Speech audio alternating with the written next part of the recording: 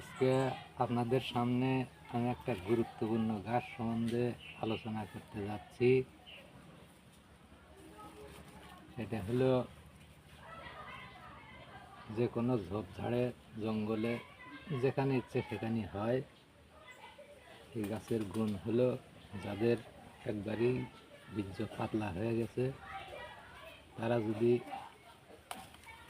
এই একটা ডাঁটা কুচি কুচি কুচি কেটে এক গ্লাস পানির মধ্যে ভিজে রাখবেন।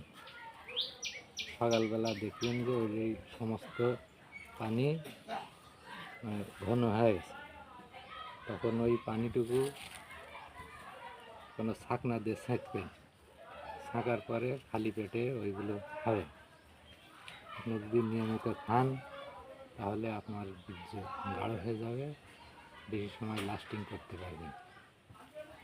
আমার আরও ভিডিও থাকবে, যারা যারা দেখবেন চ্যানেল সাবস্ক্রাইব করবেন, নিত্য নতুন ভিডিও পাবেন।